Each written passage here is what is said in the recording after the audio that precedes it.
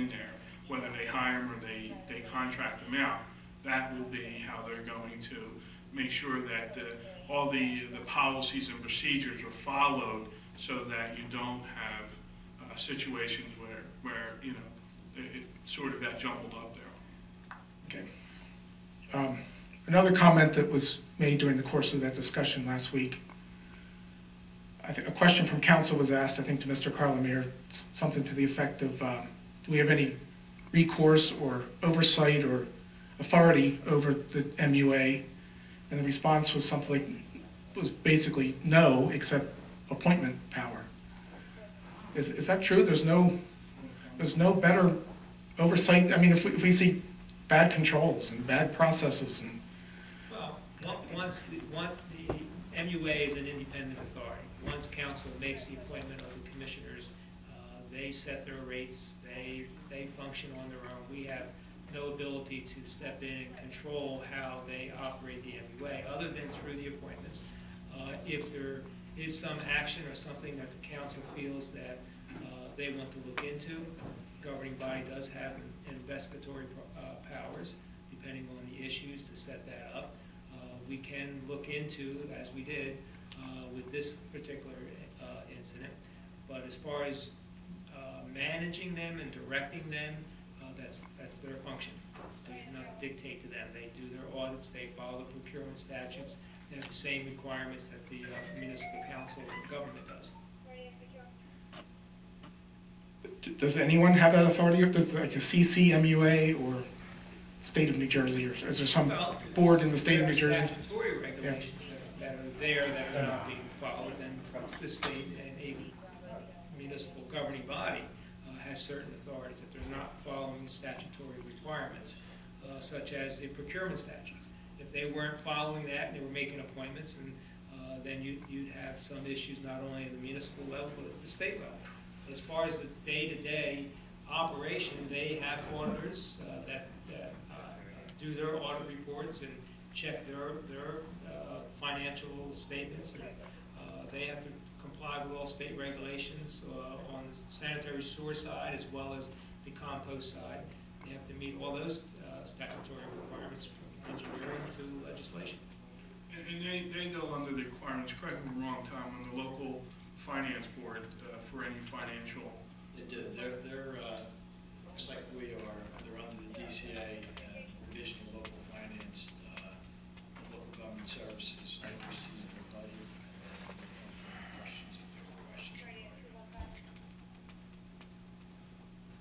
It sounds like there's not enough. There's an agency like the authority like this doesn't have enough eyeballs on it to keep them, to ensure they're online. I mean, I'm just going to come out and say it. I brought this forward, this issue with Zangi, and another resident brought the overtime issue forward to council. So it's either up to the residents to dig in and find this stuff, and that's difficult. It's hidden. It's buried, and you have to open the right thing. And if that doesn't happen, there's no one really with the right set of eyes to find if there's some inappropriate processes and payments and things like that. It sounds like there's, I mean, I'm glad we have the eyes on it now. It sounds like we do. But well, up until now, there wasn't. Public, Pete. They come to us as well, and they are public, so the public can review any of the audit reports. They're required to do audits. And purpose of audits is to make sure that we are following, we being whatever agency that is following the appropriate rules and regulations set forth by the state. So I know you guys were looking at it, and that's fine. That's great, because really that's part of government, is the people participating in it as well. That's true. Okay, thank you. Thank you. Jim? Evening, Council. Jim Kibblestis, Ariel. Just got a question. We've had some road work being done on Garwood Road. And it started at one end, Melissa Drive, and now it's Chrissy and beyond. The road has been closed back and forth, and I have a 50-50 chance of which one to go out. And of course, I pick the wrong one all the time. I was just wondering, how much longer do we have? Is there an estimate of the completion date for Garwood Road? I didn't know that. Yeah, I don't have that off the top of my head. Most of the current work, the actual building age is relatively quick. I think in about 2-3 weeks we'll be out of there, so, maybe. Boy, I'm not very lucky then. Try. I don't know. Okay, so I'll pass it around to the development. We've got about 2 to 3 more weeks to. Done in here, might be a little earlier, I really haven't checked with it, the process. Okay. So I do want to, congratulate, or, the notices that we get of the road closures and stuff like that are fantastic, because when they said it was going to be closed for those 3 days, we got into the development. I don't think we had any problems there. So. We had 3 days of rain this week, which is going to slow it down. Now we're up in 3 Okay. weeks. Okay, so we're up to 3 weeks. Okay. All right, I'll keep flipping that coin. Thank you. Don't go gambling, Jim. I know. Ray? I learned my lesson a long time ago.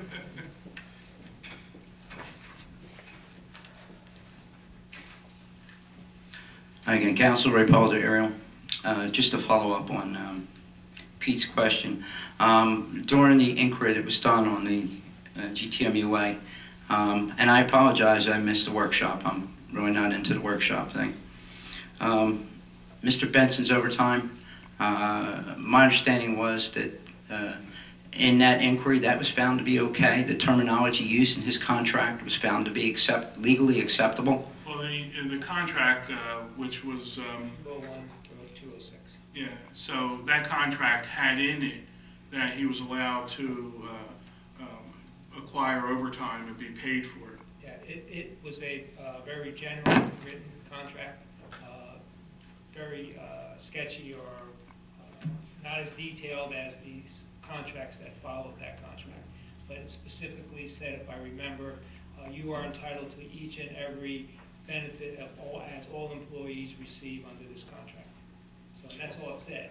So then he, during that term of that contract is when his overtime was billed. He billed on his time cards. His time cards had, each time card had the actual event, where he was, why he was called out. And, he filled it out, he signed it, it was each one. When the new contract came out in '07, they specifically, and the next contract also, because I asked for the last 3 contracts, the next contract and the current contract specifically says in bold print, it's a much more detailed and lengthy contract, and it says no overtime permitted by the executive director. Now, in the time frame of that, the overtime hours that were accrued, did you take notice to whether that was before the new contract or after the new contract? The term of that was specifically in the 20106 contract. There was no overtime earned under the sheets, because they gave me printout sheets for each year, or each contract term, the 01 to 06, 07, 11, 11 to this current. They gave me a printout that shows all the hours of Benson and what he was qualifying. All his overtime was earned in that one contract. There was no overtime earned in the subsequent contracts. And those loopholes had been changed since? That's correct. And now, and I'm just questioning, and of course I'm of no legal mind, when they compared his contract to those of all other employees, all the other employees were also salaried? I didn't secure contracts of the other employees, but in speaking with the solicitor and Mr. Benson himself, it was indicated that all employees that were there, that were salaried or hourly employees, he might have been the only salaried employee there, they specifically, there was overtime earned by other employees also. But his contract said, benefits are, you earn all benefits as any other employee. And like I said, of not a legal mind as yours, but to make a comparison to a high-ranking superior who's a salary and an hourly employee, it doesn't sound like a whole lot of thought went into. I agree with you, and that's most likely why in the 207 contract, 5-year contract, and the current 5-year contract, it specifically addresses in detail what are your benefits and what are not your benefits. And they specifically said, probably to close that loophole, no overtime is earned. It's specifically, it went from a 2-sentence paragraph to probably a 4 or 5 length paragraph as to what you can receive or not receive as a benefit. One of the other things, and I haven't attended a lot of GTMUA meetings, I find more excitement here, but one of the questions that come about in the MUA meetings were I guess the lack of accurate bookkeeping on the so-called copay reimbursement. Very informal handwritten notes as to who paid what, who paid something back of the employees. And Mr. Bianchini, the other night we were asking those questions. And it's really, I mean, I've seen 3rd and 4th grade children do better paperwork than that. I think that should change, and from my sense of going through all the work that was performed on the admin system and as to what they were trying to accomplish, I would tend to think you won't see handwritten notes anymore. Everything should be computerized and generated in that fashion. Because ironically, and I know it wasn't myself, some folks that had opened that information, it was bad. It was really bad. It was comical to look at handwritten notes, carbon copy with cross-offs and writing over top. Is really poor. And I guess it would go to Mr. Heimball's question about the oversight. I mean, if the wolf continue to watch the sheep, the wolf are going to do well, and they're doing very well. So by whatever means we can sharpen that up. I mean, we're talking about a big entity that does a lot, not just for our township, but other townships that bring their refuge and compost and the things that are coming into our town. It's quite a responsibility, and it should be handled responsibly. All those, Ray, how they handle payroll, from time cards that are handwritten or that were stamped to now having the ability of fingerprinting and making sure the right person is documenting, all that is now all part of that change that took place with this admin system. Okay. My next question is simply, as we saw only in the patch this week, that the Premium Outlet Mall has announced several stores opening. After speaking with Mr. Palumbo this week, the 5-year abatement was requested, has not been granted. Is it a fact that if that is to be considered, that 5-year abatement for the Premium Outlet Mall, is the protocol that it does come before council and voted on at council and will be at a public meeting? Has to come here. Okay, with an August opening of any or even one of these stores, when could we expect council to schedule that abatement hearing? Well, the application has to go to the assessor. Then the assessor puts it on our agenda. So it's at the discretion of the... Once he gets an application in by the code, he has to prepare it and send it in here for approval. Once he evaluates it, makes sure all the requirements under the state statute, tax laws are met for the abatement program, he then has to put it on a resolution here for our approval.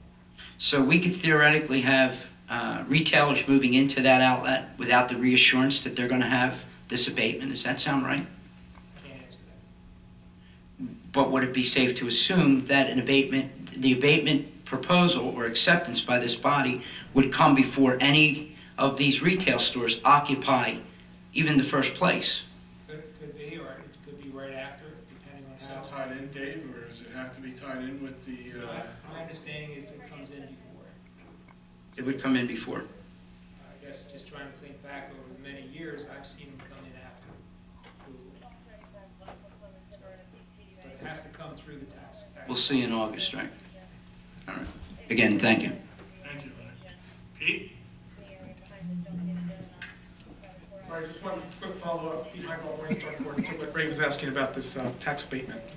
Is this property, the outlet mall outlet property, is that in a redevelopment zone? Okay? Yes. Yeah, I believe it. So it's, so the council vote is just procedural, it's, you need to vote yes, from what I understand of the, I don't know about that, but there's, as Dave said, and Dave correctly, there are certain requirements that they have to do and make sure that they meet, and before he brings it to us for approval. That's correct. The township has an ordinance implementing the tax 5-year phase-in program that was initiated by legislation many years ago. If they dot their i's and cross their t's, you know. It's going to be hard for council not to approve. I think that's what Pete was. yeah, that's driving. basically what I'm asking, yeah. So this was previously farm property, and it's prime property right off the freeway, and now with exit ramps serving it, and new roads and circles and things like that, how does that become redevelopment zone? How does that become a zone that needs to be classified as redevelopment? And you want to explain that? Well, the redevelopment area classification was done years Yeah, ago. preceded. It was done when the mayor Love was the mayor. So And that's it was perm- done prior to any energy being constructed to the area. The classification of the meeting the statutory criteria. And then the redevelopment plan adopted back then. And then the redevelopment plan was amended when the meeting was constructed. And that can't be, The township is under tax abatement, it's not just, it's not a payment in lieu of taxes. Right. It's that it's only a tax abatement, which is throughout the whole township. once something is designated as redevelopment, it's permanent, it can be voted, a vote. Well, once they complete the project, they have the right to ask for the redevelopment to be removed from their project. No, I mean, this was classified as a redevelopment zone a long time ago. A long time ago, less 10 years. Could we have unclassified it? Could council, could our government have unclassified as redevelopment? I mean, it's not necessarily needs to be permanent, a permanent designation. Is that- Yes, I don't have any experience in doing that. And this is Have you ever seen farmland. that? I mean, I've not seen that, the redevelopment plan is good for 20 years, and we can pay any length of time we want. I've never seen anyone go backwards. Usually redevelopment is, once they complete the redevelopment of the project, they can request from council a certification of completeness. Typically, you don't have it in this town, but areas of redevelopment where there's eminent domain, condemnation of property. Once the property satisfies the agreement, they can request a certification, and that removes that authority for the town for condemnation. We don't really have that in our plans. Keep in mind also, it was farm assessed. Yeah. Once they went in for once they purchased and went in for their approvals, they lost the farmland assessment. Right. That initiated a 2-year recapture, reassessed 2 years plus the current year, so it's really 3 years. And the abatement is only on the improvement, not the Yep, land. not the land. And the land's been reassessed at this higher, it's assessed higher now. My question, I guess, is more about redevelopment, I guess is more philosophical. Redevelopment, the way I would interpret it, is an area that needs an economic boost to entice economic development. And a farmland right off the expressway with exit ramps doesn't sound like it fits that. Yeah, but those That exit definition. ramps came after the fact. Yeah, I mean, So prior to that, there was no exit ramps, so that redevelopment area wasn't an area that someone may have wanted to invest in. So, redevelopment helps bring businesses into your township. And Right. we've been very successful on Cross Keys Roads with it, so. If I can add to that, Ken, doesn't that term redevelopment, go back to my redevelopment days, underutilized as well? There's several criteria. Yes. There's 6 or 7 criteria. Another criteria is smart growth planning. That is also a criteria. Gloucester Township is in a metropolitan planning area for the statewide plan, so we qualify, Gloucester Township might qualify for redevelopment. okay, very good, thank you. That's another planning tool that our Thank you, Pete. Anyone else? In other hands, we close the second public portion. Polling of directors and council, please. Mr. Levy? Nothing to add, thank you. Deputy Chief Carter?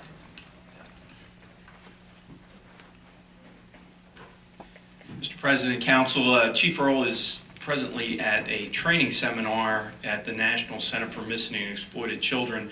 He's helping develop a training course for chief executives. He was invited among 16 other nationally recognized law enforcement professionals, so I'm stepping in for him tonight. Two programs we just wanted to make sure you know about, and we advertised them the past week. The first is our Yellow Dot program, which we got good coverage and we're trying to spread the word. And that's a program where for drivers who may have pre-existing medical condition or elderly, if they get into an accident, there's a yellow dot. It has our Gloucester Township police symbol. And there's information packet in their glove box that they would be able to fill out so that first responders would be able to find out about them if they have medical issues and then get in touch with emergency numbers and whatnot. It was passed last year, the law. We're the first ones in South Jersey to actually put the program forward. So I'd encourage in any of your contacts to pass that information along to seniors and anyone else you would think fit. It would greatly help us. The second program, which is really taking off, is our registry for persons with autism or developmental disabilities.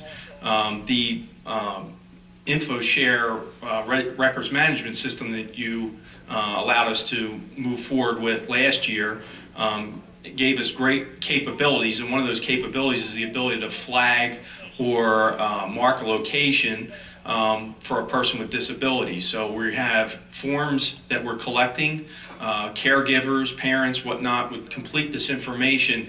We enter it into our dispatch system, and in the event that someone's missing, in the event that we run into someone that's able to communicate, gives us a lot of information. We're uploading a picture of the person. It tells us how to communicate, because several people that are nonverbal, but we'll be able to write information down. That information will immediately get dispatched, plus the officer, if there's a medical emergency at the address, it'll get registered, and the officers will know that they're going there. So I'd highly recommend that you pass that information along. Lieutenant Barton is in our Community Relations Bureau, has all the information. Also proud to say that the program was developed by one of our own officers who attended a training and made the recommendation to Chief Earl and the staff, and took the initiative to really do a lot of the legwork and put it forward. So it was a really great program. And please pass that along to anyone you know in your travels also. So thank you. Does that cover elderly with Alzheimer's? It certainly does. That's one of the, there's no limitations to it. Anyone, we would rather have anyone, if you think it might help, that we'd want that information. We certainly would register them. Anybody with any type of disabilities. It really, knowing personally some of the contacts that we've had and interactions, it can make all the difference. I mean, we've had a young man who had autism in the past, and we didn't know he had autism, but he's a runner. He breaks out of the house and takes off, but we were able to know how to communicate because the parent calls us. Well, now when the parent calls us, they have a whole lot less to tell us. We're going to know it. It's going to pop up on the computer screen. We're going to know lights and sirens are going to scare him.